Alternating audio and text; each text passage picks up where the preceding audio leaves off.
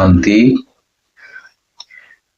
बाबा के प्यारे भाई बहनों के लिए आज की कहानी है संत की शरण। संत की शरण। एक गांव में एक ठाकुर थे। एक गांव में एक ठाकुर थे। उसके यहाँ एक नौकर काम करता था, जिसके कुटुंब में बीमारी की वजह से कोई आदमी नहीं बचा। केवल नौकर का लड़का रह गया। वह ठाकुर के घर काम करने लग गया। रोजाना सुबह वह बछड़े चराने जाता था और लौटकर आता तो रोटी खा लेता था। ऐसे समय बीतता गया। एक दिन दोपहर के समय वह बछड़े चराकर आया तो ठाकुरानी की नौकरानी ने उसे ठंडी रोटी खाने के लिए दे दी। बछड़ा चरा करके जब वो आया तो ठाकुरानी की नौकरानी ने उसे ठंडी रोटी खाने को दे दी। उसने कहा कि थोड़ी सी छाछ या रबड़ी मिल जाए तो ठीक रहेगा। नौकरानी ने कहा कि जा जा, तेरे लिए बनाई है रबड़ी, जा ऐसे ही खा ले, नहीं तो तेरी मर्जी। उस लड़के के मन में गुस्सा आया कि मैं धूप में बछड़े चरा कर आया हूं, भूखा हूं, पर मेरे को बाजरे की सूखी रोटी दे दी, रबड़ी मांगी तो तिरस्कार कर दिया। वह भूखा ही वहां से चला गया। गांव के पास में एक शहर था। उस शहर में संतों की एक मंडली आई हुई थी। वह लड़का वहां चला गया। संतों ने उसको भोजन कराया और पूछा कि तेरे परिवार में कौन है। उसने कहा कि कोई नहीं है। संतों ने कहा तू भी साधु बन जा। तो लड़का जो है साधु बन गया। संतों ने ही उसको पढ़ने की व्यवस्था काशी में कराई। वह पढ़ने के लिए काशी चला गया। वहां पढ़कर वह विद्वान हो गया। फिर कुछ समय बाद उसके महामंडलेश्वर मंत्र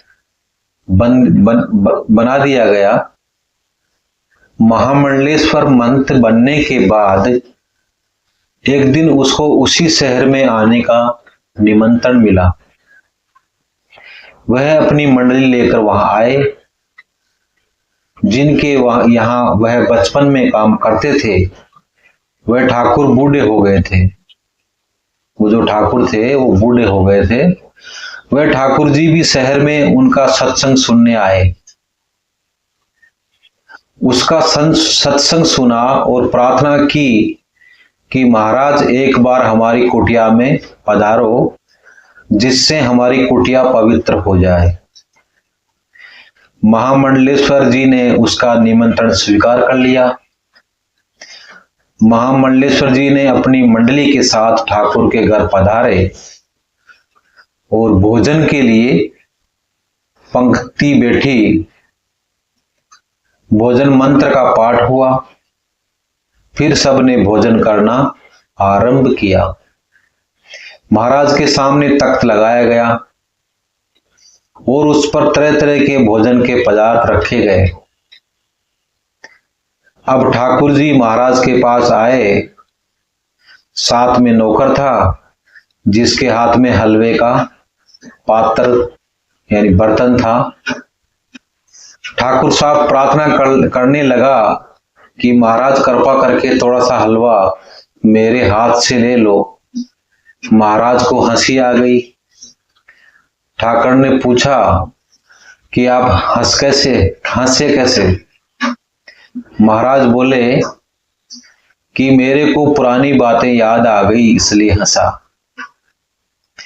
ठाकुर साहब बोले महाराज यदि हमारे सुनने लायक बात हो तो हमें भी बताइए। महाराज ने सब संतों से कहा कि भाई थोड़ा ठहर जाओ, बैठे रहो। ठाकुर बात पूछता है तो बताता हूं। महाराज ने ठाकुर से पूछा कि आपके कुटुंब में एक नौकर का परिवार रहा करता था, उस परिवार में अब कोई है क्या? ठाकुर बोले कि केवल एक लड़का था और हमारे यहाँ उसने कई दिन बछड़े चराए, फिर ना जाने कहाँ चला गया। बहुत दिन हो गए, फिर कभी उसको देखा नहीं। महाराज बोले, मैं वही लड़का हूं। पास के शहर में संत मंडली ठहरी हुई थी, मैं वहां चला गया। पीछे काशी चला गया, वहां पढ़ाई की और फिर महामंडलेश्वर बन गया। यह वही आंगन है जहां आपकी नौकरानी ने मेरे को थोड़ी सी रबड़ी देने के लिए भी मना कर दिया था। अब मैं भी वही हूं, आंगन भी वही है और आप भी वही है। पर अब आप अपने हाथों से मौन भोग दे रहे हैं कि महाराज कृपा करके थोड़ा सा मेरे हाथ से ले लो। मांगे मिले ना रबड़ी, करूं कहां लगी वरण। मोहन भोग गले में अटक्या, आ संतों की शरण। संतों की शरण लेने मात्र से इतना हो गया कि जहां रबड़ी नहीं मिलती थी, वहां मोहन भोग भी गले में अटक रहे हैं। अगर कोई भगवान की शरण ले ले तो वह संतों का भी आदरणीय हो जाए। अगर कोई भगवान की शरण ले ले तो वह संतों का भी आदरणीय हो जाए। लखपति करोड़पति बनने में सब स्वतंत्र नहीं है, पर भगवान की शरण होने में, भगवान का भक्त बनने में सब के सब स्वतंत्र है। और ऐसा मौका इस मनुष्य जीवन में ही मिलता है। जो प्राप्त है वही पर्याप्त है, जो प्राप्त है वही पर्याप्त है।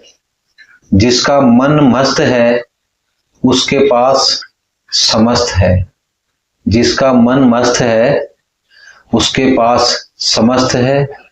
ओम शांति। शुक्रिया।